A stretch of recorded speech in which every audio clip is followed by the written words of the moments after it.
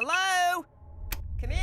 On the evening of March 19th, 2015, to the show creator's surprise, the teaser pitch he'd been working on for the Galactic Kids Next Door was leaked on YouTube 10 days before he'd planned. In an instant, fans quickly scrambled to decipher the meaning of this crude-looking animatic as the view count soared over 100,000. That's the Galactic Standard-Based 10 numerical system. It combines the pictographic treatments of Galactic Ancient-Based 12... Oh, for the love of... Now my human disguise is acting up! Who was running the tech department while I was on Earth?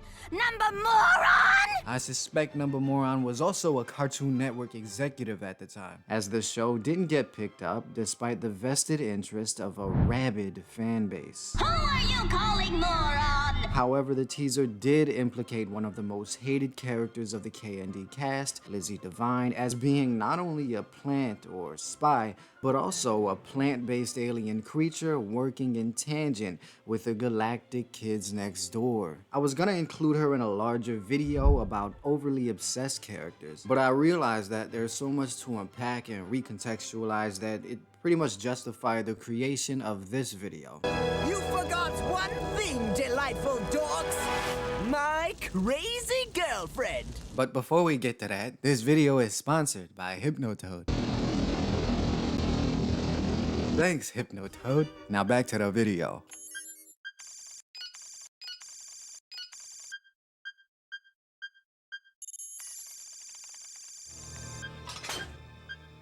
Welcome to Jamaica! Mango smoothie! Yep, that's Lizzie. You're probably wondering how she ended up in this situation. Hey guys! Hey, Lizzie. Just 1 second, mister. Lizzie, you're gone! What Nigel was gonna say is, Lizzie, you're such a great girlfriend. A tad bit clingy, but ultimately a great girlfriend. Lizzie is affectionate, she's nurturing, and above all else, she wears her emotions on her sleeve. And the rest of her body. You know, they say you can tell how deeply in love a person is just based on how they say their partner's name. Nigel! Oh, Nigel! Okay, who am I kidding? This girl was notoriously abusive to Numbuh One throughout their entire relationship. And I hate to break it to you, Lizzie, but you were always one mango smoothie away from true love. Mango smoothie! The truth is, Lizzie's character effectively served as an antagonist to the point where Nigel's top ops began to adopt her lingo. Nice gal pal you got there, Nigel. Good luck on your date, Nigel. Did you? I think bro just soiled himself. Emotions like remorse and empathy don't come easy to a girl like Lizzie, which totally made sense after it was revealed in a cryptic YouTube upload back in 2015 that her human form was nothing more than a facade. You ate before the reception? And a meatball sandwich, for Pete's sake? You know those things go straight to that big butt of yours! What is the matter with you? Before this news, we all thought Lizzie was just being a regular D-bag. But now with this extra bit of context, I'll be covering why Lizzie's actions make a lot more sense in retrospect. And more importantly, why My crazy girlfriend! is even your girlfriend to begin with. Let's go.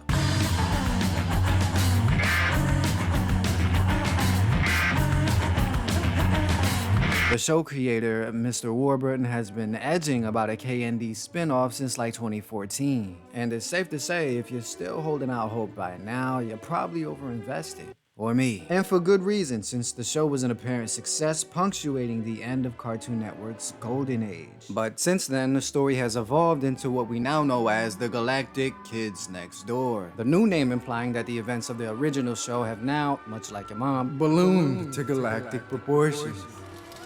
If you're not familiar with the general premise of Kids Next Door, here's the most succinct way I can put it. All right, listen up. Wink and Fib hate children so much, they're building a more powerful super chair capable of destroying every playground in the world. So we're gonna hit them first. Or should I say, spank them first.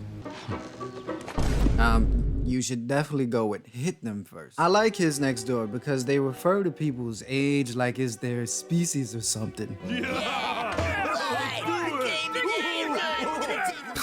Teenagers. Think you could use some help? Sure, kid. Come on. I'm not a kid. I'm a teenager.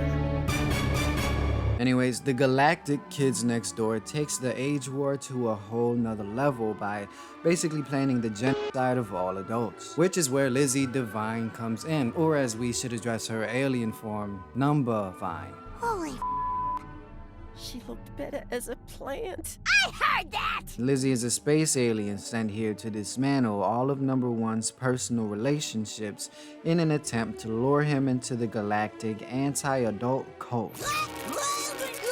Yes, dear. I will never see my stupid friends again. Stop! We're your friends! The only friend I need is my girlfriend. Now that may sound out there, but this is absolutely canon. Or at least it has about a canon's worth of legitimacy in the fact that Mr. Warburton has already pitched this story to Cartoon Network, only he didn't get the green light. Still, his occasional Galactic Kids Next Door tweets get a healthy amount of engagement from the fan base. On top of that, he's gone on record stating that although K&D did come to an end and was exhausting to produce, just like any great artist, he continues to ooze creativity that consolidates in his collection of sketchbooks. Quote, always keep a sketchbook because someday someone might say to you like, hey, do you got an idea? Just keep that diary of stuff because that's going to serve you well later. And that's where a character design can come from. That's where just a quote for like if you're writing a script later on, that's where something, where a little nugget for a scene or a sequence can come from. So always just be sucking. Whoa there, Tom. Before you go ahead and expose yourself, I think you were making an excellent point. And a couple sketches of his that I managed to dig up do corroborate what he's saying here. They serve as the perfect tool to gauge his vision on the Galactic Kids Next Door storyline.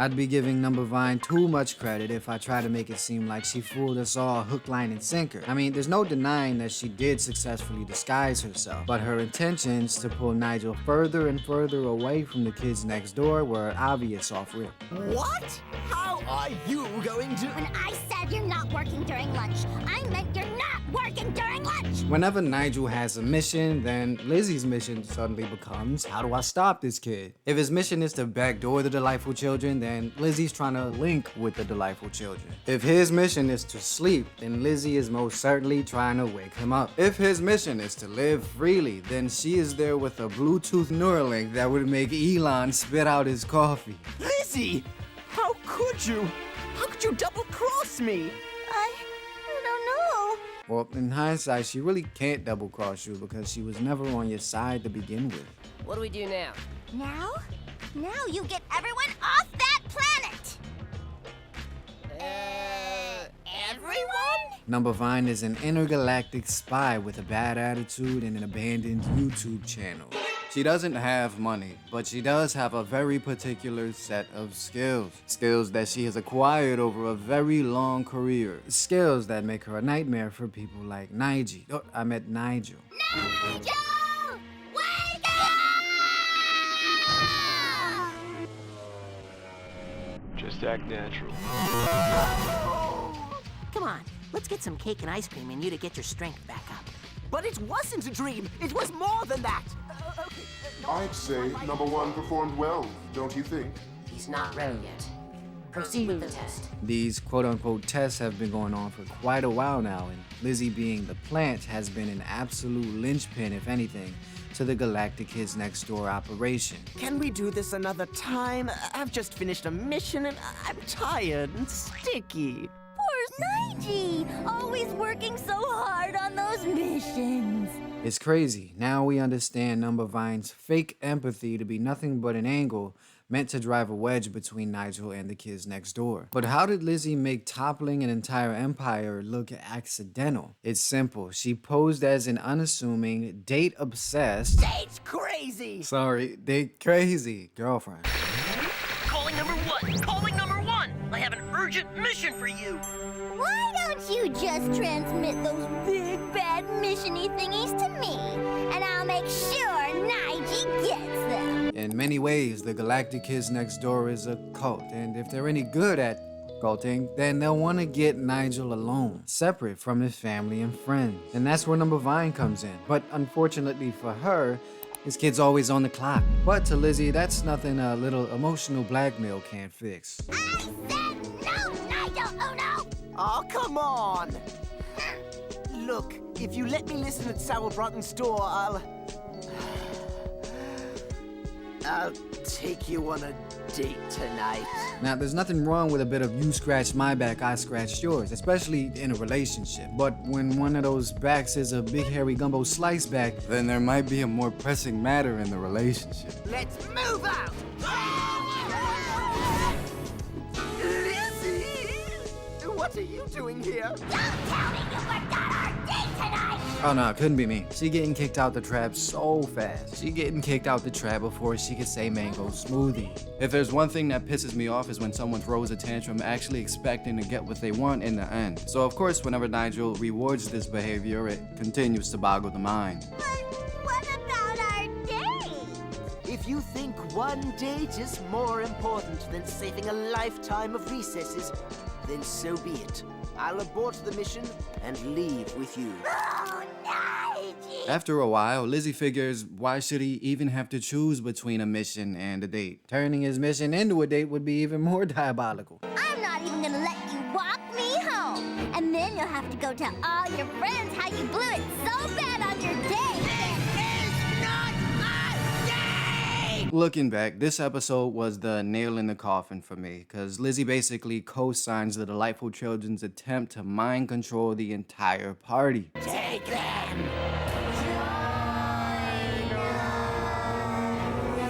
We'd love to join you. Who needs enemies when you have a partner like Lizzie? But let Nigel tell it, her drunken bumbling deserves all the praise in the world, even though she nearly got them both turned into bots. Speaking of bots, you would think after being placed under mind control that Numbuh One would need some distance after coming to his senses, but no, not Nigel. Where's Nigel? Usually your romantic partner is someone you'd want to hang out with, usually, but that's just not the case with Nigel. So when I say Lizzie's his girlfriend, I use the term girlfriend very loosely in this context. Like take Herbert for example, number 65.3. Huge plot point for me. Not huge for Nigel, or at least you would expect him to bat an eye, given Lizzie is his girlfriend, right? Allow me to paint the picture for you. Basically, Lizzie was intercepting a transmission in an effort to take over Numbuh One's role in Sector V. You know, normal espionage shit. And her strategy to flirt her way to getting this information out of your mans seems to work on account of, well, look at the guy. Now look at Lizzie. Okay, this would only work on him. You subject any normal person to this and they end up in a catatonic stupor. Respectfully. But she started talking to this kid a little too nicely. Why, Herbie, is that a new pocket protector you're wearing?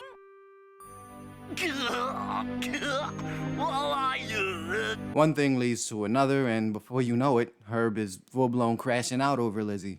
Lizzie, I got another new pocket protector. Hey, what are you still doing there? Say hi to Lizzie for me, okay?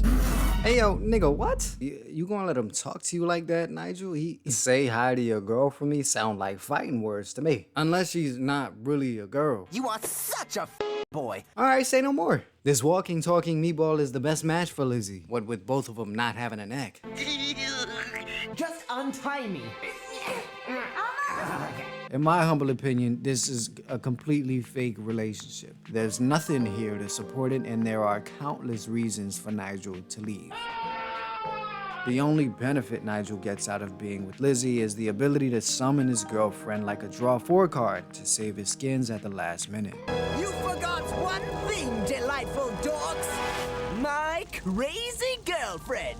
People like Lizzie should come with a muzzle and a leash. The fact is, there's only but so much squirming and stammering you can do before just leaving. Because staying would mean that you're enabling her. What's happening? Oh, Nigel, I'll tell you what's happening. I'm on a plane to Jamaica, and when I get there, I'm gonna crack that coconut Maybe, and this is like the most disinterested maybe. Maybe he genuinely thinks this is what a healthy relationship looks like. But that might be an indictment against Nigel's parents' relationship more than it deserves. All things equal, Lizzie's a shape-shifting freak, and there's no reason on God's green earth that Lizzie should have any type of motion in these dating streets. Lizzie is my girlfriend, and I love her! Shoot this motherfucker! Jesus Christ, you don't know what true love is. You don't even know what a training bra is. What's a bra? And what's she training for? Apparently to beat the brakes off you. On the flip side, even though they are allegedly dating, it never seems like Lizzie has Nigel's permission to kiss or even make physical contact with him. He often sends his friends to go on dates with her, and they traditionally return completely war-torn and barely clinging to life. To be fair, I do recall them making out one time, and it was consensual, I think. Wait, no. Oh, scratch that. Nigel was definitely out of his rainbow monkey mind. On second thought, I think I prefer this Nigel. You don't have to be Nostradamus to see where this relationship is headed. Of course they break up. But not before Nigel loses any sense of dignity in his I thought what we had was special! head-ass response, but we'll just chalk that up to Stockholm Syndrome. I'm tired of competing with the kids next door. Children everywhere might need you, but I don't. Wow. I guess dreams really do come true. I think I speak on behalf of the entire fandom when I say, Nigel, please don't ruin this moment for us. It's perfect. Come back!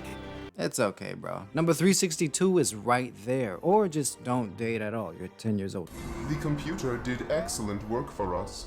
Yes, now all of Number One's ties are severed. He's ready.